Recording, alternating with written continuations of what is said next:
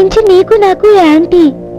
నా మొగుణ్ణి నన్ను నువ్వు విడగొట్టావు, నీ కొడుకుని కొడల్ని నేను విడగొట్టాను. దీన్ని టిట్ ఫర్ టాట్ అంటారు, తెలుగులో ఎత్తుకు పై ఎత్తు. ఎలా ఉంది అత్తయ్య? నీ ఎత్తుగడని మెచ్చుకోకుండా ఉండలేకపోతున్నాను. చాలా చక్కగా ఆడా. నీ దగ్గరే నేర్చుకున్నాను. అది గుర్తు పెట్టుకో, నేను ఈ ఆటలో బాగా ఆరితేరిన దాన్ని. ఇంతవరకు నన్ను ఢీకొట్టి ఎవ్వరూ నిలబడలేదు. ఇంతవరకు మీరు అనుభవం లేని వాళ్ళతో ఆడుంటారు. నాలాంటి సమవుచ్చి మీకు దొరికుండదు.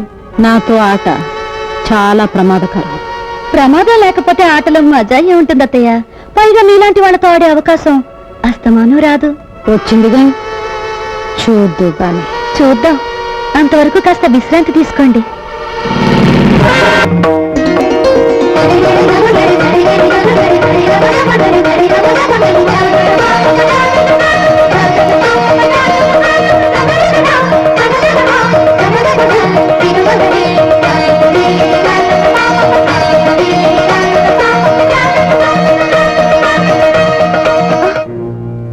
Oh my God! Yes, he's your God. పిచ్చాడు, పిచ్చాడు, పిచ్చాడు. ఎవరే పిచ్చాడు? పిచ్చిదానా? ఆయన ఈ ఇంటి దేవుడు. ఏయ్, హద్దు మీరి ప్రవర్తిస్తున్నావు. హద్దుల గురించి నువ్వు నాకు చెప్తున్నావా? మీరు ఈ చుట్టూ ఓ సరిహద్దు గీసి అది దాటి రావడానికి వీల్లేదని శాసించి ఆ చీకటి కొట్లో బంధించింది హద్దు మీరు కాదు. ఈ మంచి మనిషి మీద పిచ్చోడిని ముద్ర వేసి జీవోత్సవలా మార్చింది హద్దు మీరు కాదు. అమ్మా సుధా, బాగింది చాలు. ఆయన లోపలికి తీసుకెళ్ళు. కుదరదత్తయ్యా, బయటికే తీసుకెళ్తాను. వీల్లేదు, ఇది నీ అత్తగారి ఆజ్ఞ. చాలా వీలుంది. ఇది నీ కోడలి గారి కోరిక. మా సిస్టర్ శాసనాన్ని ధిక్కరిస్తున్నావా? శాసనాలకి రాజముద్రికలకి ఏనాడో కాలం చెల్లిపోయింది కదత్తయ్య గారు. పిచ్చి పిచ్చిగా వాగేవంటే పళ్ళు రాలిపోతాయి. పెద్ద వేషాలు వేయకుండా నడు లోపలికి. ఏంటి తున్నపోతుల అడ్డంగా బలిసి తెగరచ్చిపోతున్నావు? కొట్టానంటే దవడ పగిలిపోద్దా? నీ కొడుకులాగా నన్ను గుప్పెట్లో పెట్టుకుందాం అనుకున్నావా? చెయ్యి నొరికి చేతిలో పెడతాను. మావయ్య గారిలాగా నన్ను చీకటి కొట్లో పడేద్దాం అనుకుంటున్నావా? కిరసనాయిల్ పోసి తగలు పెట్టేస్తాను. తల్లో పూలు, నుదుట బొట్టు, రంగురంగుల చీరలు, చేతి గాజులు, ఈవేళ నీకు ఇవన్నీ ఉన్నాయంటే దానికి కారణం ఈయన, నీ ఆయన. ఆయన్ని బయటకు తీసుకెళ్తానంటే వద్దంటావా? చెప్పు తెగిపోద్ది. నేను తిట్టగలను అత్తయ్య గారు, కానీ తిట్టను. ఎందుకంటే అత్తయ్య గారంటే అభిమానం, పెద్దలంటే గౌరవం. రండి మావయ్య. ఏమో నాగమణి, నేను అలా బయటికి వెళ్ళొస్తాను, ఇల్లు జాగ్రత్త. బాబాయ్ గారు. ఏమా ఇప్పుడు నాకు పెడతావా? టైం లేదు, మీకు తర్వాత పెడతాను. ముందు అత్తయ్య గారి సంగతి చూడండి. బీపీ బాగా పెరిగింది. బాబోయ్, మామూలు కంచు కాదండి, ఇది నెంబర్ 1 కంచండి బాబు.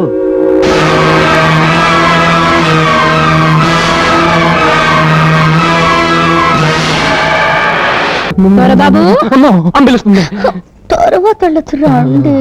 నిన్నే బాబు, వినిపిస్తుందా? వినపడుతుంది. ఇప్పుడు ఇక్కడ నేను నీ కోడలు ముఖ్యమైన నిమిషం మాట్లాడుకుంటాం, కాస్త ఆగొస్తా.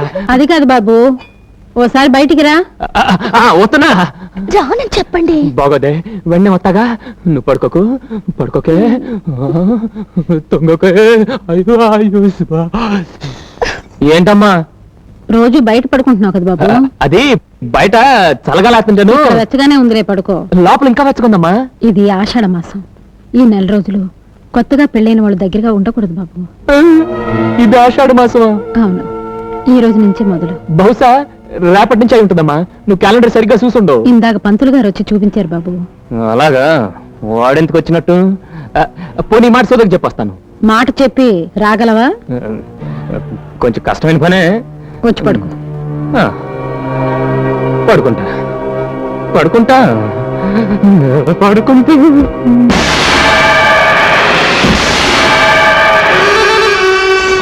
అమ్మ దొంగ నా మావయ్య, నన్నే మోసం చేస్తావా? ఏమండి, ఆయన మోసం చేసింది మిమ్మల్ని కదండి, దేవత లాంటి మీ అమ్మగారిని, ఆవిడ నమ్మకాన్ని. ఒకసారి అత్తయ్య గారిని చూడండి. పాపం, తన అన్నగారింటి నీచుడని తెలిసి సిగ్గుతో ఎలా తలదించుకున్నారో. చిచ్చి, ఈయన మీ మేనమావ అంటే నాకే మండుతోంది. ఇంకా అత్తయ్య గారికి ఎంత రగిలిపోతుందో.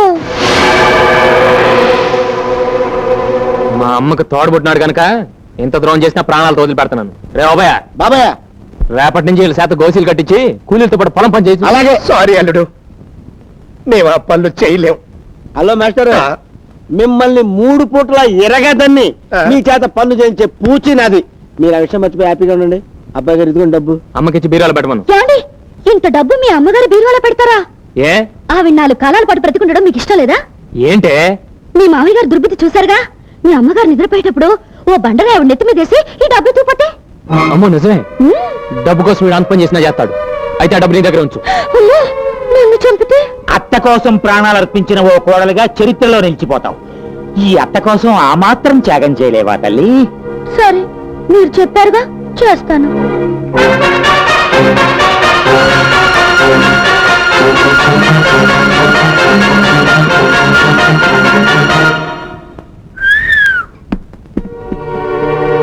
ఏదో కంచు కంచు అనుకున్నాను కానండి, ఇది అల్లటప్ప కంచు కాదండి, మంచి పోత కంచు.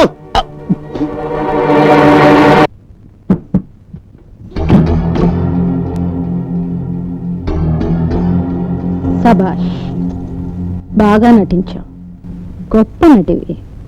ఆ విషయం అందరికీ తెలుసు అత్తయ్య గారు, మీరే కాస్త ఆలస్యంగా తెలుసుకున్నారు.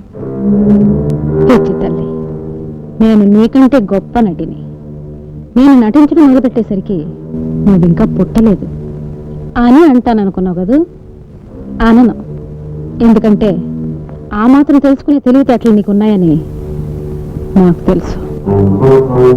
కోడలు తెలివితేటలు మెచ్చుకునే అత్తగారు దొరకడం ఎంత అదృష్టం అని నేను మురిసిపోతున్నాను.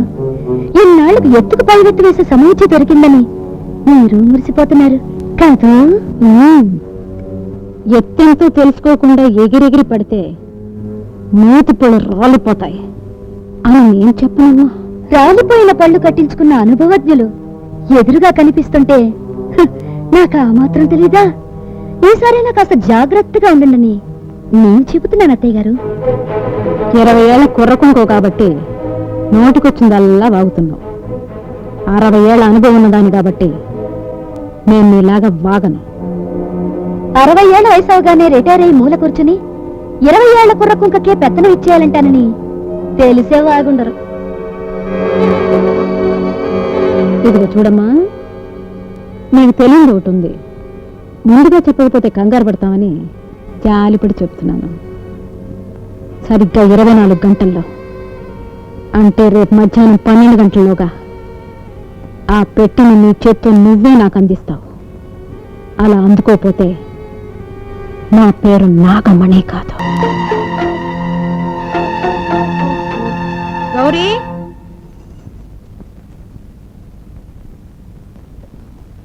గౌరీ, వదలండి, వదలండి, నాకేం కాలేదు. వదలటానికే నాగమణి నిన్ను కట్టుకున్నది, ఛీ, పట్టుకున్నది. మీకే గతి పడుతుందని కల్లో కూడా ఊహించుండరు కదత్తయ్యా. నా ఓన్ సిస్టర్ బంగారు కొండ. నా మొగుడు చెల్లి, నా అత్త కూతురు ఏమైంది తల్లి? ఏమైందమ్మా? 20 ఏళ్ల క్రితం మెట్ల మించి నేను ఎలా కాల్జారానో మీ చెల్లి అలాగే కాల్జారింది. అప్పుడు నా నడుము ఎలా విరిగిందో ఇప్పుడు మీ చెల్లి నడుము అలాగే అంటే విరిగింది. అప్పుడు మీకు పిచ్చి పట్టినట్టు ఇప్పుడు మా వదినకి కూడా పిచ్చి పడుతుందా? అక్షరాలా మా చెల్లెమ్మ కూడా సరిగ్గా మీలాగే నూనె మీద కాలేసిందా? అవును బాబాయ్ గారు, కరెక్ట్ గా చెప్పారు. మీకెలా తెలిసింది? అది ఎక్స్పెక్ట్ చేశారన్నమాట. హలో, ఇక నుంచి నువ్వు కూడా సరిగ్గా చూసినాడు. నువ్వు ఉండొచ్చు, కాలు జారచ్చు. నువ్వు కాలు జారేవంటే విడాకులే తప్ప వీల్ చైర్ ఉండదు. అమ్మా ఏంటమ్మా పడిపోయావంట? అది మీరు లేవకండి అత్తయ్య, నేను చెప్తాను కదా. ఏమండి, అత్తయ్య గారు కళ్ళు తిరిగి మెట్ల మీద నుంచి పడిపోయారండి. మెట్ల మించి పడిపోయిందా? డబ్బులు ఏం తగిలాయమ్మా? బాగా తగిలాయిరా, 3 మెట్లు విరిగిపోయాయి. బాధపడకండి అయ్య గారు, వడ్రంగ మేస్త్రి చెప్పొచ్చాను, ఇంకో గంటలో వచ్చేస్తానన్నాడు. ముందు అమ్మ సంగతి చూడకుండా బండ్ర గేట్రా ఎదవా. అమ్మగారి సంగతి చూసుకోవడానికి టీబీ మలేరియా తీసుకొచ్చానండి. ఉన్న బీపీతోనే చస్తుంటే టీబీ మలేరియా ఏంట్రా గాడిద? అయ్యి బాబు, టీబీ మలేరియా అంటే అంటువ్యాధి కాదండి, అది డాక్టర్ గారి పేరండి. టీబీ ఇంటి పేరండి, మలేరియా ఆయన పేరండి. చాలా పెద్ద డాక్టర్ అండి. LKG UKG అంటారేంటండి. ఎల్కేజీ అంటే ఇండియాలో చదువుకున్నాడండి, యూకేజీ అంటే అమెరికాలో చదువుకున్నాడండి. ఫారెన్ అండి. డాక్టర్ గారు ఎక్కడున్నాండి? ఇంటికో ఇక్కడ. అయ్యి బాబాయ్, అక్కడేం చేస్తున్నారండి? ఇక్కడ కుర్చీ తగిలి పడిపోయినాయా బాబు? మీరే అట్ట పడిపోతే ఇంకా పడిపోయిన వాళ్ళకి మీరేం వైద్యం చేస్తారండి బాబు? ఇదిగో మీరు ఇలా జోకులు వేస్తే నేను వెళ్ళిపోతాను, పేషెంట్ టాపా కట్టేస్తుంది. నువ్వు ఉండవయ్యా డాక్టర్ గారు, మీరు చూడండి. ఇది బాగుంది. నాడి చాలా బాగుంది. జ్వరం జ్వరం ఓ, సరిగ్గా చూసి చెప్పండి డాక్టర్ గారు. 100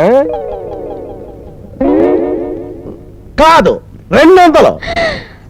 200 డిగ్రీల జ్వరమే? ఆ. అయితే పాపం అత్తయ్య గారు సలసల కాగిపోతుంటారు. అవును నిజమే. అయితే నువ్వు కాస్త అడుగుడు తెచ్చి అమ్మ నుదుటి మీద. ఇదిగో ఇలా మీరే సొంతంగా ట్రీట్మెంట్ చేసేసుకుంటే నేను వెళ్ళిపోతాను అంతే. డాక్టర్ గారు నువ్వు ఉన్నా అన్న. డాక్టర్ గారు ఉమ్. రక్తపోటు ఏమన్నా ఉందంటారా? రక్తపోట ఉమ్.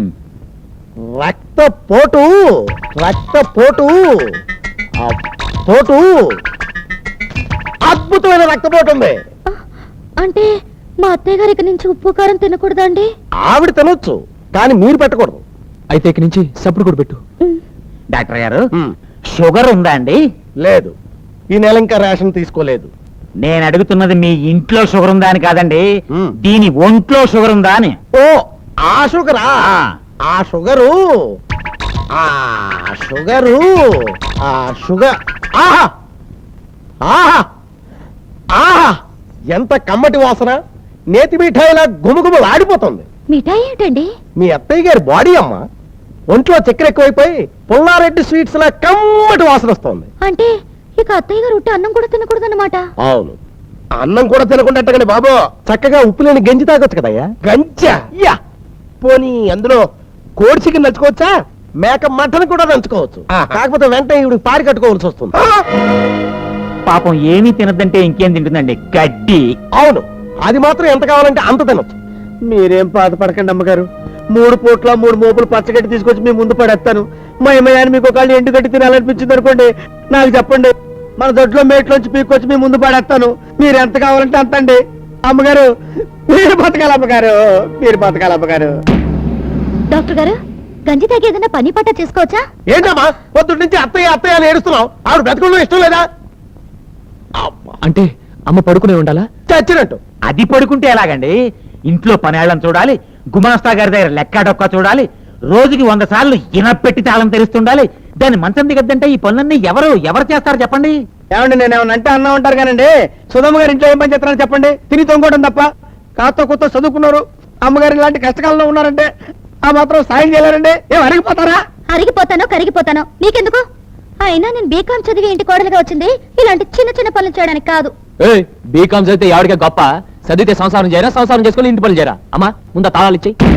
అది బాబు, దానికెందుకు శ్రమ, చిన్నపిల్ల. గుర్రంలాగుంటే అది చిన్న పని ఏంటమ్మా? ముందు తాళా ఇచ్చేయి, ఎందుకు తీసుకోదు చూస్తాను. ఇచ్చేయి. ఇదిగో ఈ రోజు నుంచి ఇంటి పనులు నువ్వే చూసుకోవాలి. నేను ఒక్కదాన్నేనా? May help you? నువ్వు ముయ్, నువ్వు ఒక్కదానివే చూసుకోవాలి. పొరపాటుని తాళాలు గాని లెక్కలు గాని ఎవరి చేతిలో కనిపించాయో పంబరేగిపోతే దోపు కబుడ్లో. తాళాలు కూడా ఫినిష్. అసలే అమ్మ కొంటూ బాలేదు, మధ్యలో నీడు పెట్టి జస్ట్ ఏడుపు వచ్చింది బాబు, ఏడుపు వచ్చిన ఏడవకూడదా? కోడలు. ఐసి ఏమండి, అత్తయ్య గారు కొట్టి గంజి ఇవ్వాలంటే చాలా బాధగా ఉంది. ఒక పూటేనా అన్నం పెడతానండి. చంపేస్తాను. రే ఓబయ్య, బాబయ్య. ఈ రోజు నుంచి అమ్మ ఒట్టి గంజి మాత్రమే తాగాలి. ఇక మర్చిపోండి, నా రెప్ప మీ చెప్పు.